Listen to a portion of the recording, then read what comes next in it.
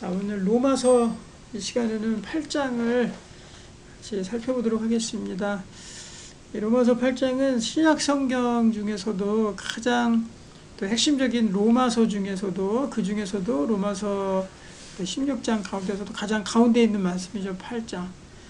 그 로마서 가운데서도 가장 핵심적인 장이 바로 로마서 8장입니다. 로마서 8장에서 우리의 그동안에 매였던 죄의 사슬이 다 풀어지고 하나님의 은혜 가운데 우리가 살게 된다라고 선언하는 그 부분이 바로 로마서 8장입니다. 로마서 8장 한번 1절부터 우리 같이 살펴보겠습니다. 그러므로 이제 그리스도 예수 안에 있는 자에게는 결코 정죄함이 없나니. 7장에서 어떻게 하면서 끝나죠?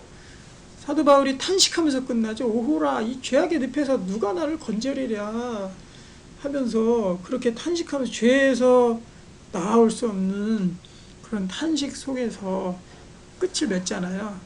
거기서 끝났다 그러면은 우리의 삶은 정말로 이제 죄악 가운데서 탈출할 수 없는 그런 멸망의 백성들로밖에 남을 수 없을 겁니다. 그런데 이 로마서 8장에서 바로 그 죄의 사슬이 다 벗어지는 그 은혜들을 이야기하고 있어요. 자, 그동안은 죄에 대한 정죄함 때문에 우리가 눌려서 살 수 없었습니다. 그렇지만 로마서 8장 1절에서 다 선언하고 있죠. 예수 안에 있는 자에게들은 정죄함이 없다. 정죄함이 없다. 우리 그동안에 죄 지은 것들, 이것들에 대해서 완전히 누가 정죄할 사람이 없는 거예요. 하나님도 우리를 정죄 안 해. 이런 게 어디 있습니까? 우리 완전히 시뻘건 죄인인데 하나님의 정죄가 없다라는 게 말이나 되는 겁니까? 근데 성경에서 선언하고 있어요. 정죄 없다. 이는 그리스도 예수 안에 있는 생명의 성령의 법이 죄와 사망의 법에서 너를 해방하였습니다. 생명의 성령의 법 때문에 그런 거죠. 바로 누구 안에서? 예수 그리스도 안에서. 이제는 새로운 법, 생명의 법이 탄생했기 때문에 그렇습니다. 왜냐하면 예수 안에 있는 자는 정죄함이 없다라는 그 생명의 법이 새롭게 선포가 된 거예요. 그래서 우리는 더 이상 이제 죄와 사망의 법이 우리를 죽일 수 없는 겁니다. 율법이 육신으로 말미암아 연약하여 할 수 없는 그것을 하나님은 하시나니 그 죄로 말미암아 자기 아들을 죄 있는 육신의 모양으로 보내어 육신의 죄를 정하사. 새로운 법의 내용이 나오죠. 육신을 따르지 않고 그 영을 따라 행하는 우리에게 율법의 요구가 이루어지게 하려 하심이니라. 그동안 우리가 왜 죽을 수밖에 없었냐면 율법이 요구하는 것을 충족을 못 시켜주기 때문에 그런 거잖아요. 그런데 이제는 바로 이 하나님의 생명의 성령의 법이 이 성령으로 인해서 우리가 예수 그리스도 안에 있음으로 말미암아서 이 율법의 요구가 이루어진 거죠. 그리고 완전히 100% 이루어진 겁니다. 예수님의 은혜 안에서. 그리고 이제 우리가 이 땅을 살아갈 때는 나머지 우리가 이 율법을 행하면서 선을 행하면서 할 수 있는 능력을 바로 그 영, 성령의 능력을 따라 행하는 우리에게 그 능력이 임하게 되는 거죠. 그래서 이 로마서 8장은요, 사실은 가만히 한 장 한 장 이렇게 한 구절 한 구절 보게 되면은 바로 하나님의 이 성령의 이야기가 관통하고 있어요. 주를 이루고 있어요. 성령의 능력이. 바로 성령의 이야기가 핵심입니다. 핵심. 그래서 이제는 육신을 따르지 않고 바로 영을 따라서 행하라. 영을 따라서 행하라 하고 바로 로마서에서 우리에게 새로운 그 죄에 대한 독립, 해방을 선언하는 겁니다. 이제 우리가 할 것은 뭐냐? 성령을 따라 행하는 것. 그것이 남아있는 거죠. 5절, 육신을 따르는 자는 육신의 일을, 영을 따르는 자는 영의 일을 생각하나니 이 둘이 갈라진다는 거예요. 육신의 생각은 뭐다? 사망. 영의 생각은 생명과 평안이니라. 중간지대가 없어요. 중간지대가. 그래서 육신만 따라서 살게 되면 결국엔 사망. 다 멸망하고 다 죽고 다 싸우고 찢기고 갈라지고 패배하고 무너지고 넘어지고, 네? 다 없어지고 그렇게 된다는 거죠. 종말이 온다. 종말. 그리고 영의 생각, 바로 성령을 따라서 행하는 그곳에는 생명이 있고 우리에게 평안함이 있다. 그러니까 우리의 평안함을 잃는 거는 다 그 육신의 생각 때문에 그런 거거든요. 그래서 성령을 따라서 순종하면 우리가 생명과 평안이 있는 겁니다. 그래서 성령을 따라서 행하라 라는 건 뭐냐면 그 가운데 우리가 꼭 잊지 말아야 되고 생각해야 될 것은 무엇이냐? 두 글자예요. 순종. 성령을 따라 행하라. 그럼 거기에 필요한 게 뭐예요? 순종이거든요. 순종. 그래서 성령께서 우리에게 마음을 주시고 이거 참 좋겠다, 이렇게 해야 되겠다 하는 그 평안의 마음을 준다면, 생명의 마음을 우리에게 일으킨다면 그것에 대해서 우리가 순종해야 되는 거죠. 그러지 않으면 다 사망으로 다시 가게 된다는 겁니다. 7절, 육신의 생각은 하나님과 원수가 되나니 이는 하나님의 법에 굴복하지 아니할 뿐 아니라 할 수도 없습니다. 육신의 생각만 계속하게 되면요, 하나님의 법에 굴복할 수가 없습니다. 되지가 않아요. 되지가. 육신에 있는 자들은 하나님을 기쁘시게 할 수 없느니라. 만일 너희 속에 하나님의 영이 거하시면 너희가 육신에 있지 아니하고, 드디어 이제 또 영에 대한 얘기가 나오죠. 바로 성령님에 대한 이야기. 너희 속에 하나님의 성령이 거하시면 너희가 육신에 있지 아니하고 영에 있나니 누구든지 그리스도의 영이 없으면 그리스도의 사람이 아니라. 그리스도인이냐 아니냐를 구분하는 중요한 기준이 바로 우리 안에 하나님의 영이 거하시느냐 아니냐, 여기에 따라서 갈라진다는 거죠. 그래서 성령에 순종해야 됩니다. 또 그리스도께서 너희 안에 계시면 몸은 죄로 말미암아 죽은 것이나 영은 의로 말미암아 살아있는 것이니라. 영을 따라 행해야 돼요. 예수를 죽은 자 가운데서 살리신 이의 영이, 성령님이죠, 너희 안에 거하시면, 그리스도 예수를 죽은 자 가운데서 살리신 이가 하나님이죠. 너희 안에 거하시는 그의 영으로 말미암아, 성령님으로 말미암아 너희 죽을 몸도 살리신다. 우리가 부활하는 영, 영적으로 죽었다가 살아나는 그 영, 또 육신으로 죽을 수밖에 없는데 육신으로 새롭게 부활할 수 있는 그런 사람으로 바로 이 하나님께서 그 성령으로 우리를 일으키시고 새로 부활하게 하신다는 겁니다. 12절, 그러므로 형제들아 우리가 빚진 자로 돼 육신에게 져서 육신대로 살 것이 아니니라. 너희가 육신대로 살면 반드시 죽을 것이로되 영으로서 몸의 행실을 죽이면 살리니. 여기 또 하나의 또 계속해서 반복돼서 나오는 말씀이 바로 영으로서 몸의 행실을 죽이라. 이거 무슨 말입니까? 우리가 나갈 방향이거든요. 육신대로 살 거냐 아니면 성령으로 몸의 행실을 죽일 것이냐. 성령으로 몸의 행실을 죽인다는 게 뭐예요? 그것이 바로 두 글자, 좀 전에 말씀드린 대로 바로 순종입니다. 순종. 몸의 행실을 어떻게 죽여요? 그거는 우리의 순종밖에 없는 거예요. 순종과 행함, 이 두 글자밖에 없는 겁니다.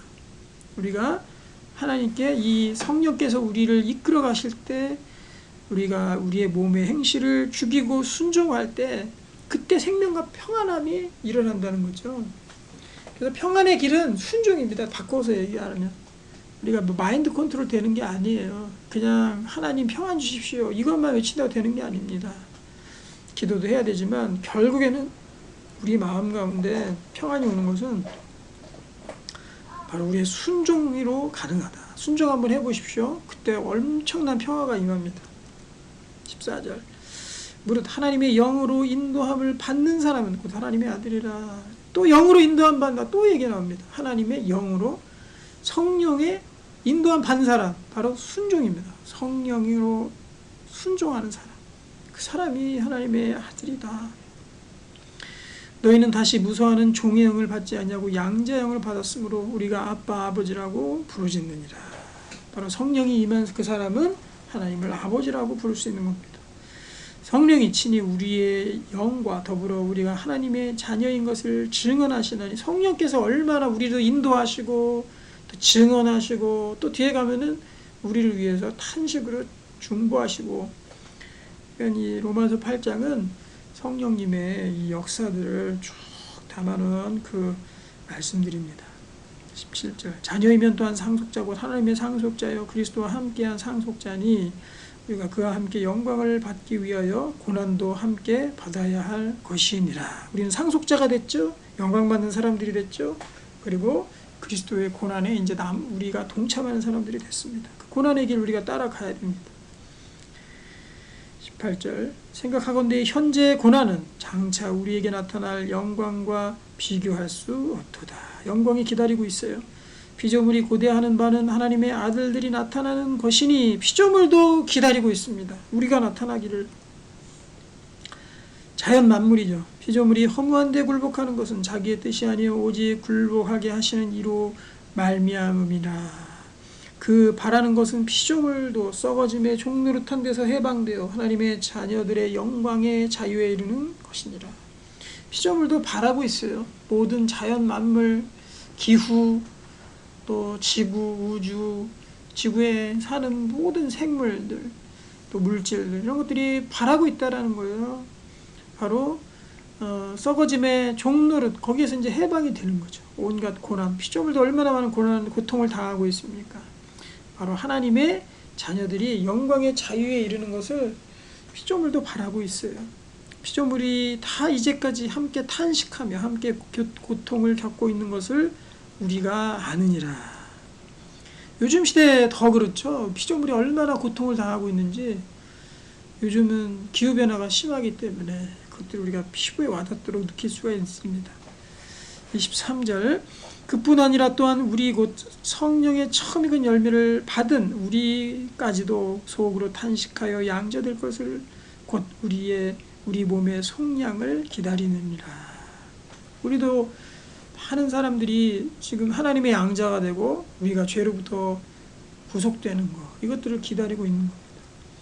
우리가 소망으로 구원을 얻었음에 보이는 소망이 소망이 아니니 보는 것을 누가 바라리요. 만일 우리가 보지 못하는 것을 바라면 참음으로 기다릴지니라. 이와 같이 성령도 우리의 연약함을 도우시나니 우리는 마땅히 기도할 바를 알지 못하나 오직 성령이 말할 수 없는 탄식으로 우리를 위하여 친히 간구하시느니라. 성령의 인도하심에 우리가 순종하고, 또 성령님의 귀한 사역 중에 하나가 바로 우리를 위해서 친히 간구하시는 거죠. 하나님께 기도하고 있는 겁니다. 우리 속에서 탄식으로 기도하고 계세요. 탄식이라는 것은 모든 그 능력을, 성령님의 그 모든 능력을 동원해서 진심으로 하나님께 모든 것들을 다 동원해서 하나님께 기도한다는 것이 바로 탄식입니다. 탄식. 그래서 우리를 위해서 친히 간구해 주시는 분이 바로 성령님입니다. 얼마나 성령님이 하시는 일이 우리와 밀접하게 연관이 되어 있습니까? 우리도 그 탄식을 따라서 우리도 같이 기도하는 거죠. 성령님의 탄식을 따라서.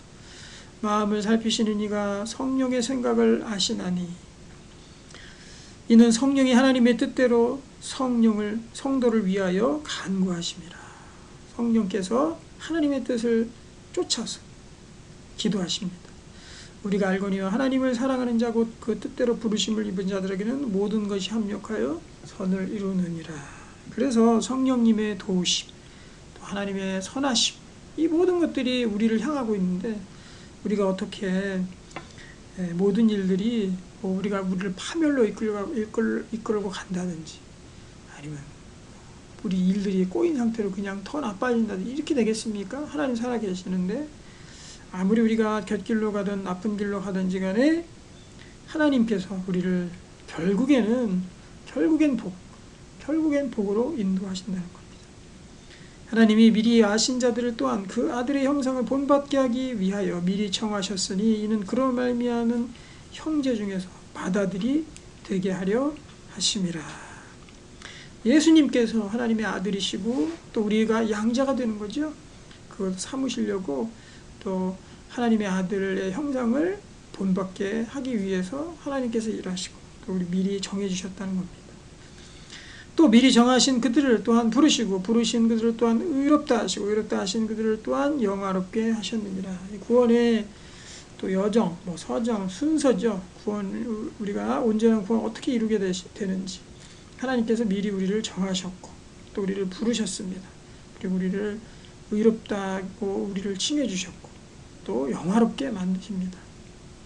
31절, 그런즉 이 일에 대하여 우리가 무슨 말하리요? 만일 하나님이 우리를 위하시면 누가 우리를 대적하리요?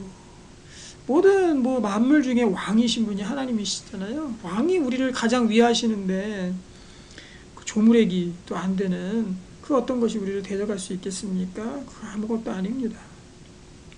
하나님의 뜻과 하나님의 선하심 안에 있다는 거예요. 자기 아들을 아끼지 아니하시고 우리 모든 사람을 위하여 내주시니가 어찌 그 아들과 함께 모든 것을 우리에게 주시지 아니하겠느냐. 그렇죠. 하나님이 만약에 우리를 위하시고 계시다면은 그거로 끝난 겁니다. 하나님 우리를 위하신 방향성이 그렇게 이미 정해졌다는 거죠. 목표가 그렇게 되어 있다는 거예요. 이미 우리는 그 목표 지점을 향해서 갈 수밖에 없는 겁니다.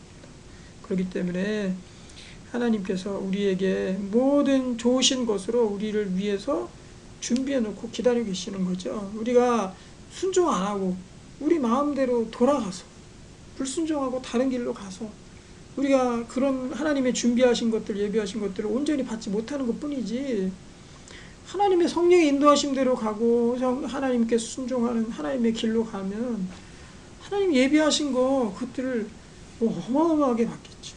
그 길로 점점 우리가 더 가야 됩니다.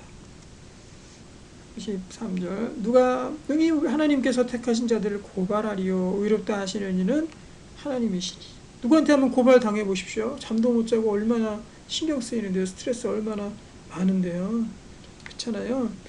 하지만 이제는 이 죄에 대해서 우리를 고발할 자가 없다는 거죠. 하나님께서 우리를 위하시고 이미 우리가 의롭다고 됐기 때문에, 또 예수 그리스도 안에서 우리가 의로운 사람으로 완전히 바뀌었기 때문에 죄에 대한 고발은 이제 우리에게 없는 겁니다. 또 정죄도 없는 거죠. 누가 정죄하리요? 죽으실 뿐 아니라 다시 살아신 이는 그리스도 예수시니 그는 하나님 우편에 계신 자요 우리를 위해서 간구하시는 자신이라. 그러니까 성령께서도 우리를 위해서 하나님 뜻대로 간구하신다 그러죠. 또 예수 그리스도께서도 하나님 우편에 앉아서 계속해서 우리를 위해서 친히 간구해 주시고, 이 간구를 바라보면 어디가 생각납니까?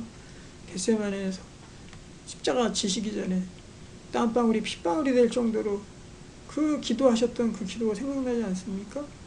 그렇게 우리를 위해서, 또 하나님의 뜻을 위해서 그렇게 기도하신 그분이 우리도 지금도 여전히 우리를 위해서 기도하고 계시다는 거죠. 그리고 우리는 고발당하지 않고 정죄함이 없는 자들입니다. 누가 우리를 그리스도의 사랑에서 끊으리요? 환난이나 곤고나 박해나 기근이나 적신이나 위험이나 칼이랴. 여러분들 그리스도를 믿고 있는 사람이라면 이런 하나님의 사랑에서 결코 끊어질 수 없다라는 건, 그런 그런 확신을 반드시 여러분들 갖고 계시죠? 그런 확신이 듭니다.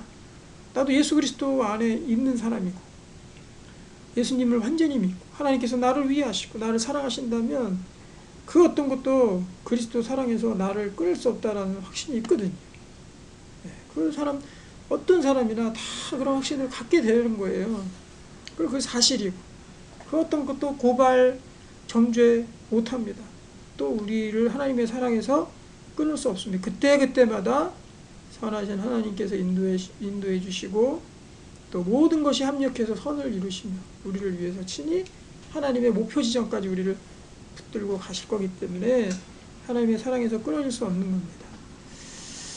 제가 그 세 가지 우리 그 확신 중에서 첫 번째가 제가 늘 이야기하는 자녀됨의 확신이죠. 하나님께서 결코 우리를 포기하지 않으신다. 자녀됨의 확신. 그겁니다. 그거. 우리를 하나님의 목표 지점까지 끝까지 이끌어 가실 겁니다. 36절 기록된 바 우리가 종일 주를 위하여 죽임을 당하게 되며 도살할 양같이 여김을 받았나이다 함과 같으니라. 이렇게 돼도 하나님의 인도하심으로 우리가 이긴다는 거죠. 그러나 이 모든 일에 우리를 사랑하시는 이로 말미암아 우리가 넉넉히 이기느니라. 내가 확신하노니 사망이나 생명이나 천사들이나 권세자들이나 현재이나 장래이나 능력이나 높음이나 깊음이나 다른 어떤 피조물들이라도, 이게 다 이 두 가지 반대되는 두 가지를 열거하고 있죠. 사망 반대가 뭐예요? 생명. 천사들 반대가 마귀, 사탄 권세들이죠. 그 다음에 현재, 미래의 일들, 또 능력, 그 다음에 높음과 깊음. 그러니까 이런 것들을 다 동원해서 하는 이유가 그 어떤 모든 것들이라도 그것들을 이제 강조하기 위해서 이러한 표현을 쓴 거죠. 그 어떤 피조물들이라도 우리 주 그리스도 예수 안에 있는 하나님의 사랑에서 끊을 수 없으리라. 8장이 이렇게 마무리가 되는데요. 8장 처음에는 어떻게 됩니까? 하나님의 이 선언이죠. 우리가 정죄함, 죄 속에서 죽을 수밖에 없는 우리가 완전한 해방을 입었다. 그리고 우리는 두 번째로 우리가 어떻게 살아가야 된다? 육신이 아니라 성령께 순종하며 살아가야 된다. 그 속에 생명과 평안이 있어요. 육신으로 가면 결국엔 사망이라는 것은 모든 것이 다 이제 최악으로 간다는 표현이거든요. 그렇기 때문에 육신으로 따라서 하는 것이 아니라 성령께 순종하며 살아가는 것. 성령께 순종한다는 건 뭡니까? 그거는 바로 성령님이 우리 마음속에 순종해야 될 내용들을 주시거든요. 그때마다. 그것들을 미루거나 아니면 귀찮다고 안 하거나 이러지 말고 한번 순종해 보십시오. 하나 둘씩 순종할 때 바로 하나님의 생명의 평안함이 우리에게 임한다는 거죠. 그리고 마지막 세 번째는 바로 하나님과 우리의 사랑을 그 어떤 것도 끊을 수 없다. 우리는 이미 하나님의 자녀로 도장이 탁 찍힌 사람들입니다. 그렇기 때문에 하나님의 그 인도하심, 우리를 끝까지 이끌어 가시는 그 사랑은 결코 변함이 없고 우리를 목표 지점까지 구원의 생명의 길까지 하나님께서 친히 우리를 어떤 일이 있을지라도 인도해 가실 줄로 믿습니다. 그 인도하심에 우리 동참하는 우리 모든 성도들이 되시기를 주님의 이름으로 축복합니다.